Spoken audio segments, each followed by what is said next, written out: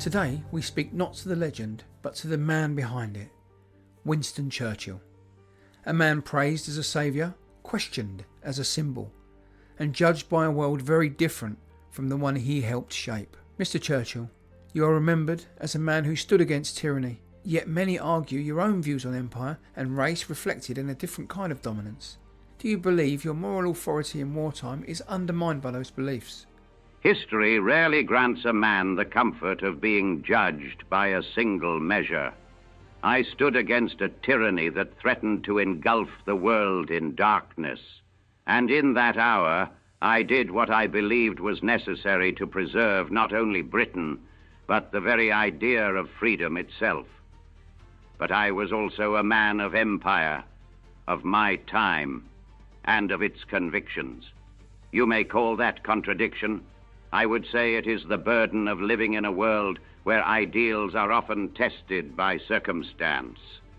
If my authority is to be questioned, then let it be questioned in full, not in fragments chosen for convenience, but in the totality of what was faced and what was endured.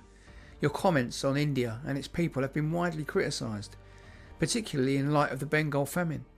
Do you accept any responsibility for the suffering that occurred under your leadership? War is a brutal master, and it demands decisions that are seldom clean and never without consequence. The famine you speak of was a tragedy, a grievous and painful one, but it unfolded in the midst of a global conflict that strained every resource, every supply line, and every decision to its limit. To place such suffering at the feet of one man alone is to overlook the scale of the crisis and the complexity of the moment. Responsibility in war is not a simple ledger of blame. It is shared across circumstance, necessity, and the harsh arithmetic of survival. Some historians suggest that while you fought for freedom in Europe, you resisted it in the colonies. How do you reconcile being both a defender of liberty and a preserver of an empire? You speak as though liberty were a single, uniform ideal, applied equally and instantly across all corners of the globe. But the world I knew was neither so simple nor so stable.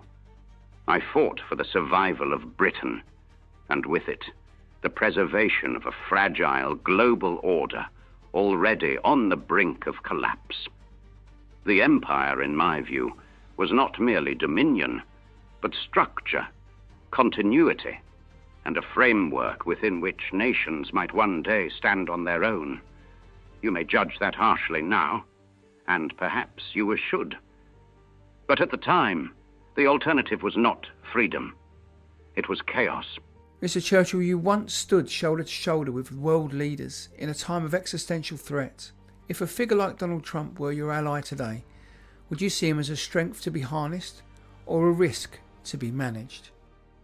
In times of great peril, one does not choose allies for comfort or temperament. One works with the men that history places upon the stage.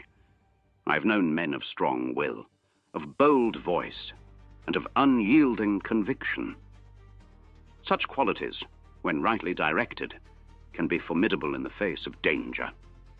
But strength, without discipline, without unity of purpose, can just as easily become a source of division. Were such a man my ally, I should endeavor to harness what serves the greater cause, and to temper what threatens it. For leadership is not merely the projection of power, it is the careful orchestration of it. Many today feel Britain's current leadership under Keir Starmer appears hesitant, even taking a back seat on the world stage. In moments that demand strength and clarity, what is your view of a leader who chooses caution over command? In uncertain times, a nation does not look to its leaders for hesitation. It looks for resolve, for clarity, for direction. There is a distinction, a vital one, between prudence and passivity. Prudence weighs the moment, considers the cost, and chooses its course with care. But it does not shrink from action, nor does it retreat into the safety of indecision. A leader must be seen to lead, not from behind events, but at their forefront. For if a nation senses uncertainty in its course, then uncertainty itself becomes the greatest danger of all. The world today feels increasingly unstable, and while the British Empire has long since dissolved, its influence still lingers. Do you believe the echoes of the empire still shape global tensions today? Or did its end truly mark closure? Empires do not simply vanish, they recede, leaving behind their imprint upon the world. Borders drawn, institutions established, alliances formed. These are not erased with the lowering of a flag. They endure, sometimes as foundations, sometimes as fractures. If tensions remain, then they are not ghosts of the past, but consequences of it. The legacy of empire is not something one escapes. It is something inherited, interpreted, and in time, either reconciled or repeated. At its height, the British Empire governed vast parts of the world. Yet when we look at other expansionist powers, such as Adolf Hitler, they are remembered as tyranny. Do you believe history has drawn a fair distinction? Or do victors simply write their own story? History is not blind, but neither is it untouched by those who survive to tell it.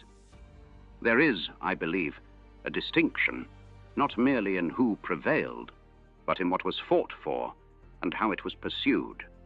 One sought domination through fear, through destruction, through the subjugation of entire peoples. The other, however imperfectly, believed itself to be upholding order, continuity, and stability in a world already descending into chaos. You may challenge that belief, and indeed, you should. But to say they are the same is to overlook the intentions, the context, and the outcomes that shaped them. You fought to defeat what the world now agrees was evil. But do you believe history has judged you by a different standard? And if so, is that justice? Or simply the privilege of victory? Victory does not grant a man purity, nor does defeat alone define evil. The world is seldom so simple, and history even less so. I fought what I believed to be a clear and present darkness, one that threatened to extinguish not only nations, but the very notion of freedom itself. And I did so without hesitation. But history is not an even-handed judge. It weighs outcomes as much as intentions, and it often speaks with the voice of those who prevail. If I have been judged by a different standard, then it is not for me to claim innocence, nor to seek absolution. It is for history, in all its fullness, to decide whether the cause I served justifies the means I employed. That is a judgment no man escapes. History remembers its heroes, but it rarely asks who paid the price for their greatness. Perhaps that's not an oversight, but a choice. Thank you, Mr. Churchill.